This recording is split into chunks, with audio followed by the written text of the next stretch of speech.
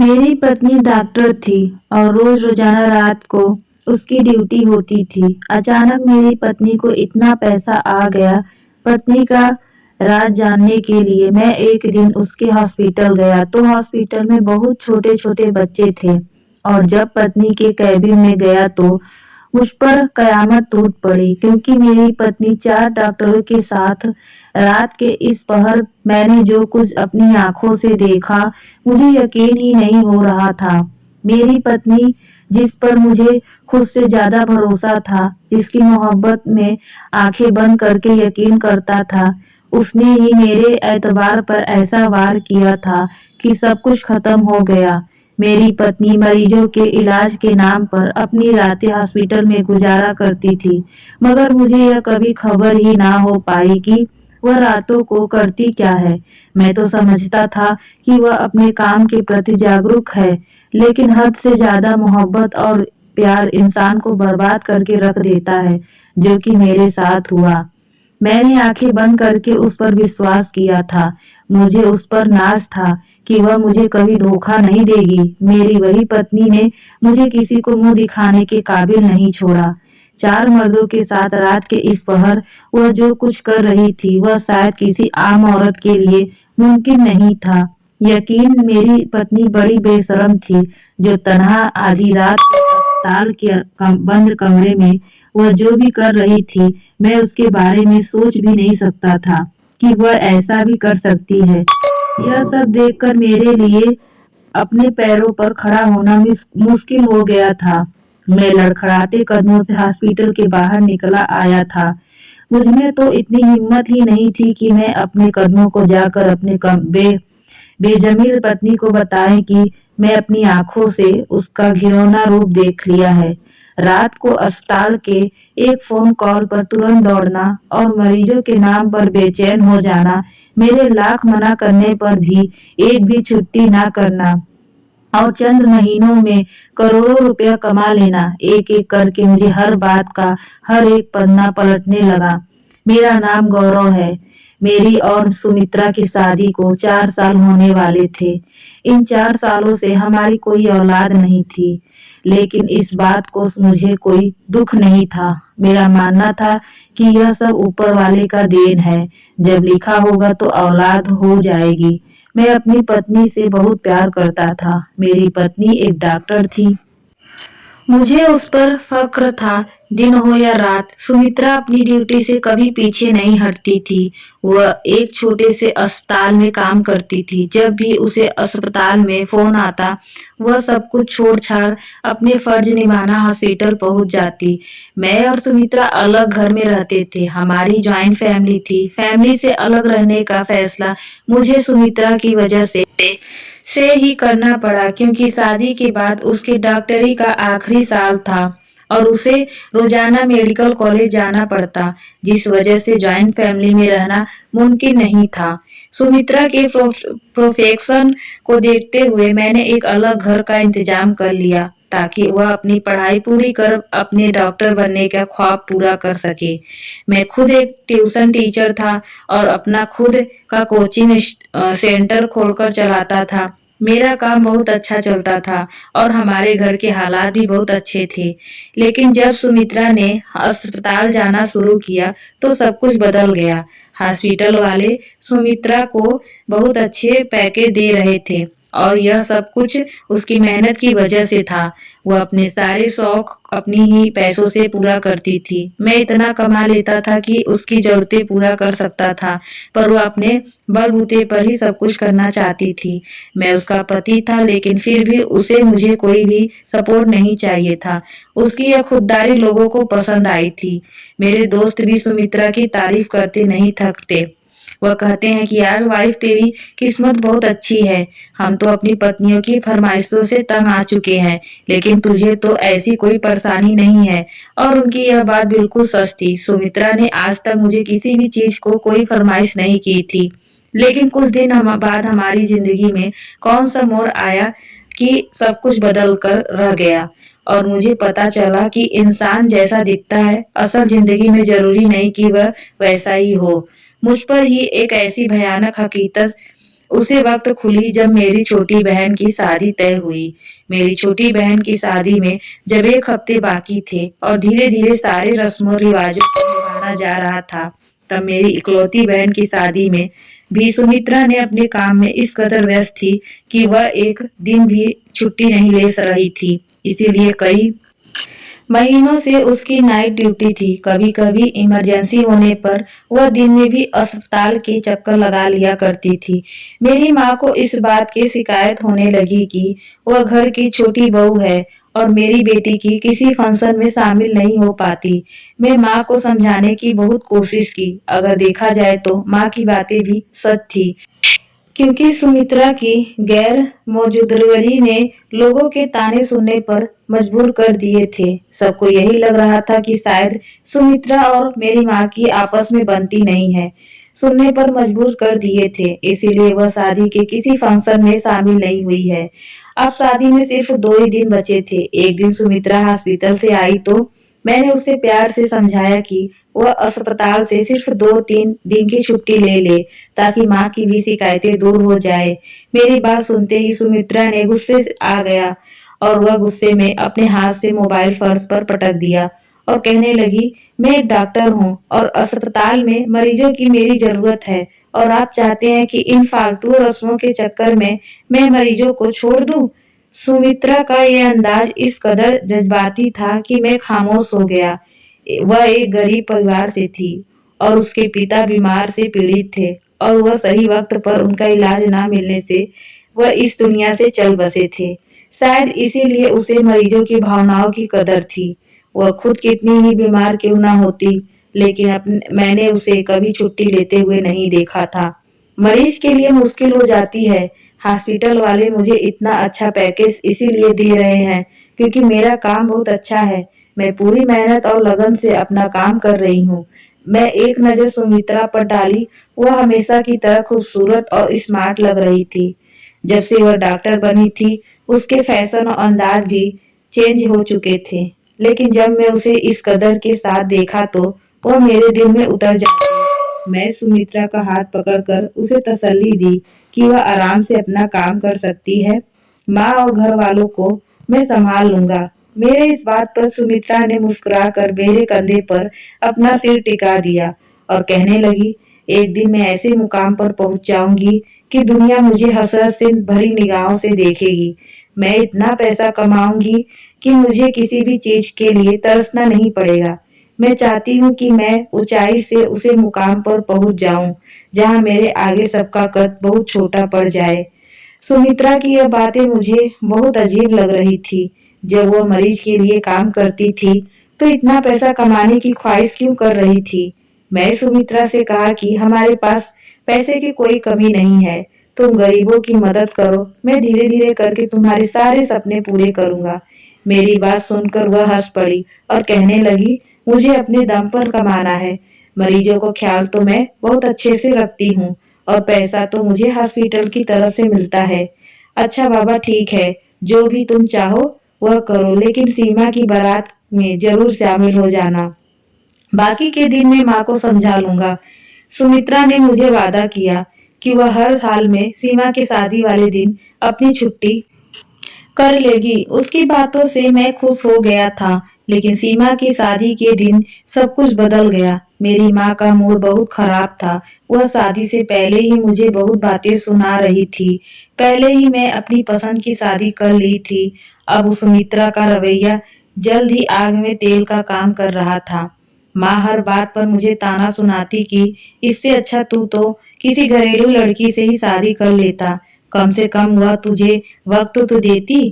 कि कौन सा उसका काम है कि वह जरूरी काम पर भी छुट्टी नहीं ले सकती थी और सारी सारी रात अस्पताल में गुजारती है। अब तक तो तुम दोनों का कोई बच्चा भी नहीं हुआ। मैं खामोशी से माँ की बातें सुन रहा था। धीरे धीरे करके शादी का दिन आ गया। सुमित्रा शाम से ही घर पर थी और बारात आने की तैयारी कर रही थी। उसे देखकर मुझे तसल्ली हुई। वह मुझसे पहले सज धज कर तैयार हुई। उसे देखकर मैं हैरान रह गया। वह हमेशा से कहीं ज्यादा खूबसूरत दिखाई दे रही थी। हम दोनों तैयार होकर मैरिज हॉल के लिए निकलने ही वाले थे। सुमित्रा का फोन जोर जोर से बजने लगा। मैं गाड़ी के ड्राइविंग सीट पर बैठ गया। सुमित्रा ने दूसरी तरफ से बैठते हुए फोन उठाया तो किसी इमरजेंसी पर हॉस्पिटल से फोन आया था। सुमित्रा ने कुछ ही देर तो ना यहाँ आने की बात करी रही, लेकिन अस्पताल वाले ने क्या कहा गया कि उसने कहा ठीक है, यही कहकर उसने फोन बंद कर दिया। मैंने सवाल लिया नजरों से सुमित्रा की तरफ देखा तो वह कहने लगी कि मुझे मजबूरी है, बस कुछ देर के लिए उसे अस्पताल जाना पड़ेगा। उसकी बात सुनकर मुझे गुस्सा आ गया।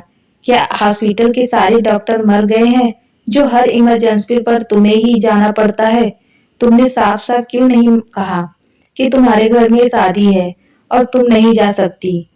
सुमित्रा की आंखों में आंसू आ गए। वह कहने लगी, आप जानते तो हैं कि मैं आप ही के सामने कई बार इनकार किया, लेकिन क्या करूं, मेरा इमरजेंसी है। मुझे उसकी हिस्ट्री मालूम है।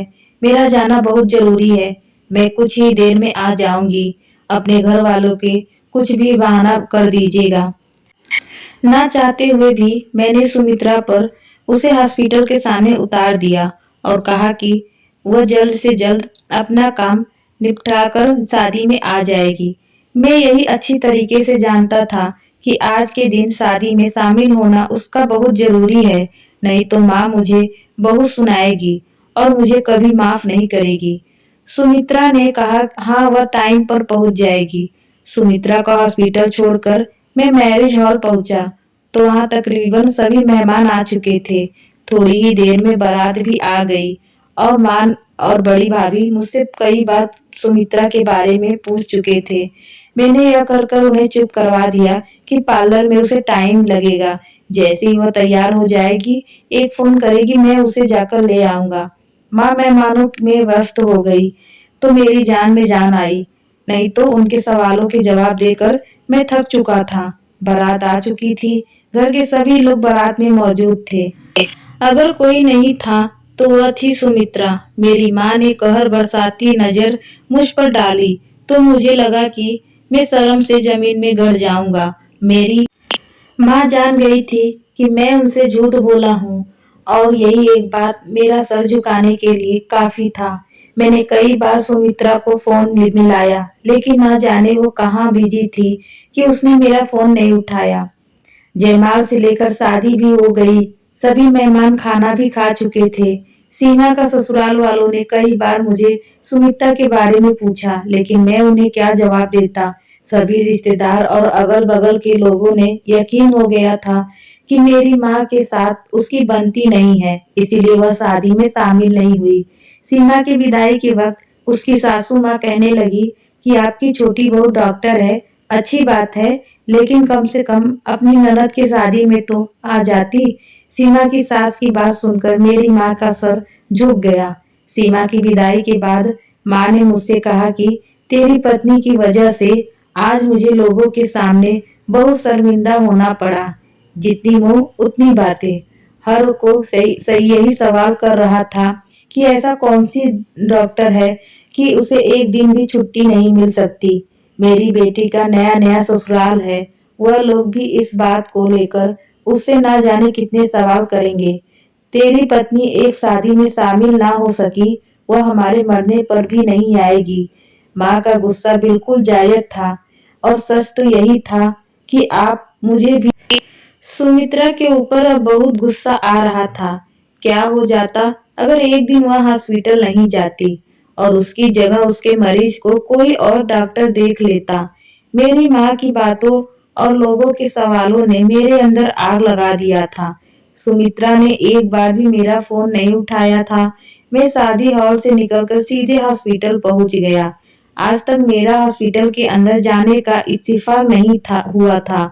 मैं अक्सर सुमित्रा को अस्पताल के बाहर ही छोड़कर चला जाता था, लेकिन आज जब मैं हॉस्पिटल के अंदर गया तो यह देखकर हैरान रह गया। यहाँ पर तो छोटे छोटे बच्चे एडमिट थे। यह कोई बच्चा का हॉस्पिटल मालूम हो रहा था। इत्तेफाक मेरी नजर सुमित्रा पर पड़ गई, जो एक कमरे के अंदर आ गई। इसलिए मुझे उसे ढूंढने में ज्यादा वक्त नहीं लगा। मैं अभी भी बहुत गुस्से में ही था इसलिए उसे देखते ही सीधा उसके पीछे उसी कमरे के अंदर चला गया। लेकिन अंदर के मंजर ने तो मुझे हिला डाला कर रखा दिया।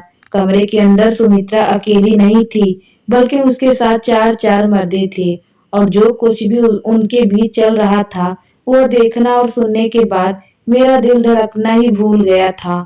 मेरी वह पत्नी, जिसे मैं लोगों मसीहा समझता था, वह हकीकत में अंदर से एक हैवानत थी। मैं हॉस्पिटल से बाहर आकर फुटपाथ पर बैठ गया था। मैं सुमित्रा के साथ 4 साल से था। इतने सालों में उसका असल रूप में नहीं देख पाया था। मुझे उससे नफरत होने लगी थी, और साथ ही साथ खुद पर अफसोस भी हो रहा था कि मैं एक औरत का असल चेहरा नहीं पहचान पाया। मैं सुमित्रा से बहुत प्यार करता था।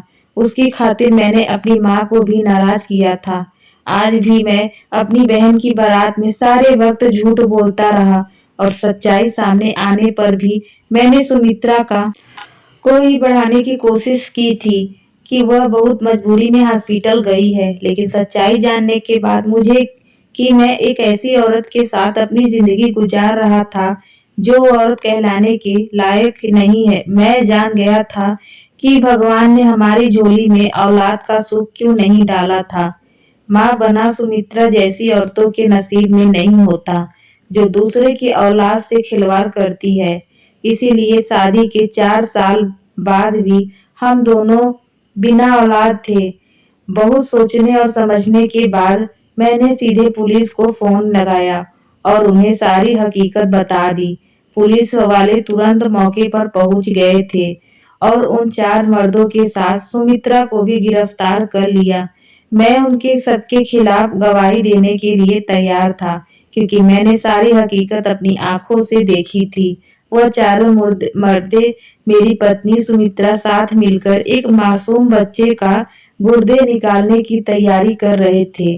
उनके बीच होने वाली बातचीत से मुझे पता चला गया था कि वह लोग उस बच्चे के माँ बाप की मर्जी के बगैर गैर कानून तौर पर यह काम कर रहे हैं। उस अस्पताल में कम पैसों में इलाज किया जाता था, और इसीलिए गरीब लोग अपने बच्चों को इलाज के लिए इस अस्पताल में लेकर आते थे, जहां पर हॉस्पिटल वाले मेरी पत्नी के साथ मिलकर इलाज के नाम पर इन मासूम बच्चों को गुर्दे निकाल कर बेच रहे थे। विदेश में छोटे बच्चों के गुर्दे की बहुत मांग है, और बहुत पैसे में यह गुर्दे खरीदे जाते हैं। मेरी पत्नी सुमित्रा गुर्दे की बीमारी की डॉक्टर थी, लेकिन मेरी पत्नी अपनी काबिलियत का गलत इस्तेमाल कर रही थी। वह मासूम बच्चों को गुर्दे निकालकर उन्हें ज्यादा पैसों में बेचने का घिनौना काम कर रही थी। अगर वह चाहती तो अपनी पढ़ाई का सही तरीके से इस्तेमाल कर सकती थी और बहुत मासूम लोगों की जान बचा सकती थी। लेकिन मेरी पत्नी ने पैसा कमाने के लिए गलत रास्ता अपनाया। पुलिस वालों ने सारी जांच पड़ताल करके बताया कि यह लोग पिछले कई सालों से यह काम कर रहे हैं। अस्पताल वाले धंधे में बराबर के तरीके लोग थे, जो पढ़ाई करके डॉक्टर तो बन गए, लेकिन अपने अंदर की इंसानियत को भूल गए थे। लेडीज कॉम्प्लेक्शन सुमित्रा को भी अपने गिरफ्त में लेकर पुलिस वैन तक ले जाने लगी, तो मैंने उसे कुछ देर के लिए रोकने को कहा। मैंने सुमित्रा की आंखों में आंखें डालकर पूछा कि हमारी जिंदगी में ऐसी कौन सी कमी थी कि इस वजह से तुमने यह गलत काम किया। उसके पास मेरी बातों का कोई जवाब नहीं था। वह बिना कुछ कहे चली गई। पैसों की भूख ने उसे गलत रास्ता अपनाने का मजबूर कर दिया था। मुझे तो उसके बारे में सोचकर भी नफरत थी कि वह इतनी पढ़ी लिखी होने के बावजूद भी इतना गलत काम कर रही थी। कभी कभी इंसान पैसों की लालच में आकर खुद अपनी बर्बादी की वजह बन जाता है। मन की पैसों से हमारी जरूरतें पूरी होती है, लेकिन पैसा हमारा धर्म और जमीन नहीं बन सकता है। तो दोस्तों, आपको आज की कहानी कैसी लगी हमें कमेंट में जरूर बताइएगा। अच्छी लगी हो तो चैनल को सब्सक्राइब और वीडियो को लाइक करना। धन्यवाद।